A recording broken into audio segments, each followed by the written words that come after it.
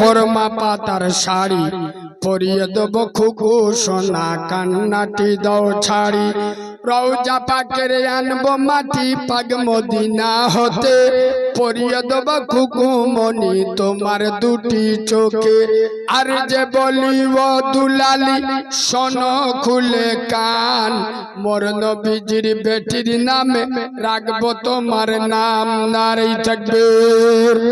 হযরতে খালিদ বিন ওয়ালিদ কটা জিহাদের নেতৃত্ব দিয়েছিলেন মনে আছে? বাহ, 125টা। বিছানায় ইন্তেকাল করবেন, হাদিসটা শোনেন, চোখ থেকে পানি এসে যাবে।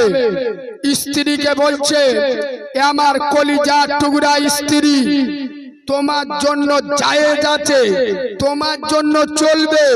আমার গোটা শরীরটা একবার চেক করে দেখো, 125টা জিহাদের সেনাপতি রাসূল আমার করেছিল। আমি দ্বীনের জন্য, ইসলামের জন্য, কোরআনের জন্য আমি জিহাদ করেছি, কিন্তু একটা শরীরে এমন জায়গা আছে যে শত্রুর তীর তলোয়ারির আঘাত লাগে নাই, পাগল হয়ে যাবেন। স্ত্রীর শরীরটা পুরো চেক করে বললেন, হে আমার কলিজার টুকরা স্ত্রী, হে আমার কলিজার টুকরা স্বামী, গোটা শরীরটা চেক করে দেখলাম ইসলামের জন্য এমন কোন শরীরের জায়গা বাকি নয় যে আপনি শত্রুর তলোয়ারের আঘাত। বাবু, হযরতে খালিদ বিন ওয়ালিদের চোখ থেকে পানি আসছে, অবাক হয়ে যাবে। স্ত্রী বলছে, আপনি কাঁদছেন কেন? আনন্দের বিষয়, আপনার শরীরটা ঝাঁঝরা করেছেন ইসলামের জন্য, তৃণমূলের পতাকা উত্তোলনের জন্য গুন্ডামি করতে গিয়ে আপনি মার খান নাই। আপনার গায়ে আঘাত সিপিএম কংগ্রেসের জন্য গুন্ডামি করতে গিয়ে লাগেনি, আপনার গায়ে আঘাত লেগেছে দ্বীনের জন্য, শরিয়াতের জন্য, কোরআনের জন্য, ইসলামের জন্য। এটা আনন্দের বিষয়। খোদার কসম, খালিদ বিন ওয়ালিদ উত্তর দিচ্ছে, হে আমার কলিজার টুকরা স্ত্রী, আল্লাহর নামে শপথ করে আমি খালিদ বিন ওয়ালিদ বলছি, আমি প্রতিটা জিহাদে যখন নামতাম আমি আল্লাহকে বলে নামতাম, হে আল্লাহ, হে আরশের মালিক, জমিনের মালিক, আমার মৃত্যুটা যেন ইসলামের জন্য, কোরআনের জন্য, শত্রুর আঘাতে শহীদি মৃত্যু হয়, কিয়ামতে যেন আমি শহীদ হয়ে উঠতে পারি। সুবহানাল্লাহ। আল্লাহ কি আমার শহীদ হিসেবে পছন্দ করে না? আমার কি শহীদ হিসেবে দেখতে চাই না? ইমানদারের ইমানি প্রশ্ন। সুবহানাল্লাহ বলুন। হ্যাঁ, একবার আলহামদুলিল্লাহ বলুন। স্ত্রী কি উত্তর দিয়েছিল একটু পরে বলবো, তার আগে আরেকবার আলহামদুলিল্লাহ বলুন। গত পরশুদিন বাংলাদেশে বিখ্যাত আলেমে দ্বীন, শাইখুল হাদিস আল্লামা মামুনুল হক সাহেব, জানার ছাত্র হওয়ার যোগ্যতা আমরা রাখি না, হাজার হাজার আলেমদের ওস্তাদ, যিনি 2021 সালে জানাকে মিথ্যা ধর্ষণের অভিযোগ দিয়ে আটকে রেখেছিল।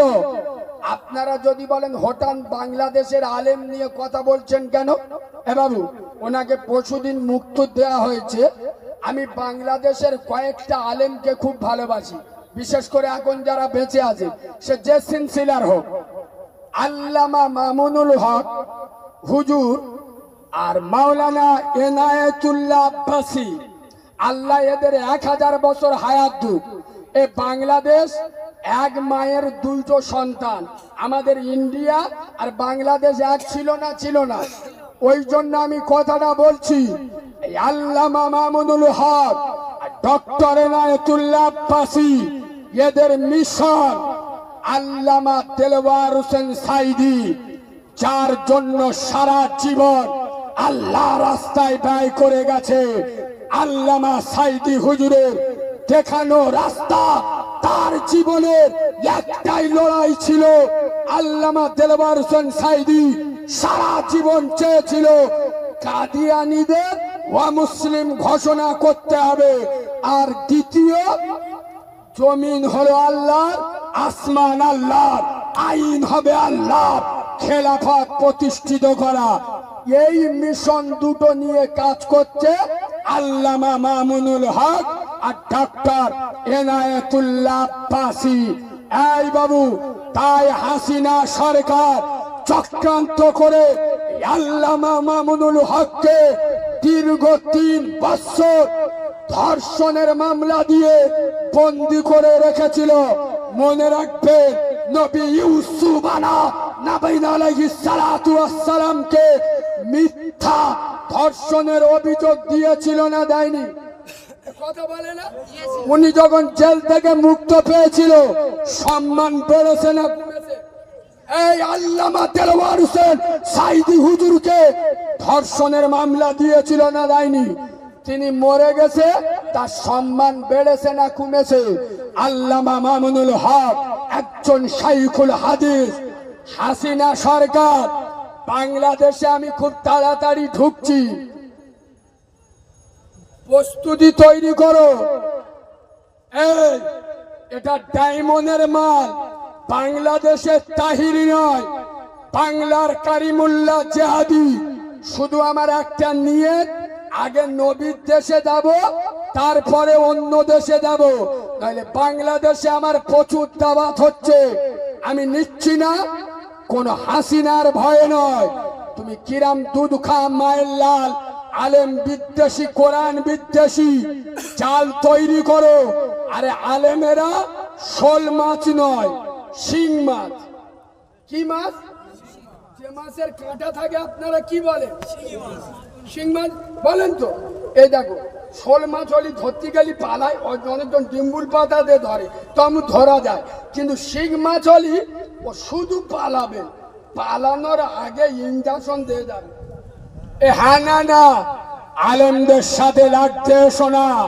কোন দল দেখে, কোন দুধ খা মায়ের লালের দেখে আমরা ভয় করি না।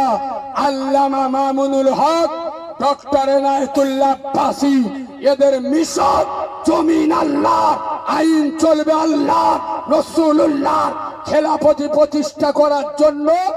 আর কাদিয়ানীদের মুসলিম ঘোষণা করতে হবে। এ বাবু, কাদিয়ানী বোঝেন? কাদিয়ানী এরা আমাদের নবীকে নবী বলে মানে না। যারা মুহাম্মদ সাল্লাল্লাহকে শেষ নবী বলে মানে না, ওদেরকে মুসলমান বলা যাবে? কথা বলে না?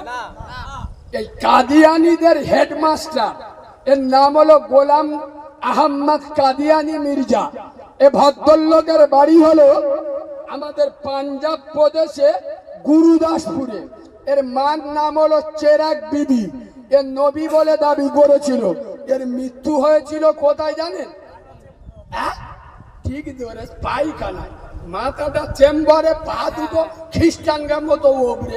আল্লাহ বলে নবী দাবি করা, এ আল্লাহ পারে না। যারা শেষ নবীকে নবী বলে, আমি ওই জন্য বলি, যুগে যুগে ইসলামের ক্ষতি খোদার কসম কাফের বেঈমানেরা যত না করেছে, তার থেকে বেশি ক্ষতি করেছে মুনাফিক। ওই জন্য নবী বলেছেন, আমি 100 কাফেরের থেকে ভয় করি না, একটা মুনাফিকের থেকে ভয় করি। বাবাজি, বক্তা চলে এসছে, হায়াত বাকি, মুলাকাত বাকি। অসমাপ্ত বক্তব্য সমাপ্ত করলাম। কেউ যে কজন আছেন ওটা উঠি করবেন না ভাই। আমার পরবর্তী বক্তা আমার এলাকার সন্তান, বড় বক্তা এসছেন। এনার পরে শাহনওয়াজ মন্ডল ভাই আছে, চোখ নীল করবেন। তারপরে আমাদের ইমান ইসলামের লৌহ মানব, ইমান ইসলামের অগ্নি পুরুষ, ইমান ইসলামের বীর পুরুষ, ইমান ইসলামের মহাপুরুষ মুজাদ্দিদুজ জামান দাদা হুজুর আবু বকর সিদ্দিকী রহমাতুল্লাহ আলাইহির কলিজার টুকরা আওলাদের আওলাদ জনাব পীর সাহেব হুজুর আসবেন। শেষ মেসেজ ভাইকে রেখে 30 সেকেন্ড আর সময় নিয়ে কথা বলে দেয়। এদিকে ওদিকে করবেন না, এদিকে ওদিকে যাবেন না, আমার দাদা পীরের আওলাদদের সাথে থাকবেন। বলুন ইনশাআল্লাহ। এটা চিটিংবাজি ইনশাআল্লাহ নয় তো? আমার মতো কারিমুল্লাহকে দালালের সাথে থাকবেন না, কোন চামচার সাথে থাকবেন না। আপনার যার ভাল লাগে আব্বাস ভাই ভালো লাগেনি, কাসেম ভাই ভালো লাগেনি, নওশাদ ভাই ভালো লাগেনি, এসাক ভাই ভালো লাগেনি, সাবিরি ভাই ভালো লাগেনি, ওদের থেকে সরে থাকো। এ বাবু, এছাড়া ফুরফুরায় আর বিশ্বাস নেই, কথা বলেন। তোয়া হুজুর আছে না নেই? এই ইব্রাহিম হুজুর আছে না নেই?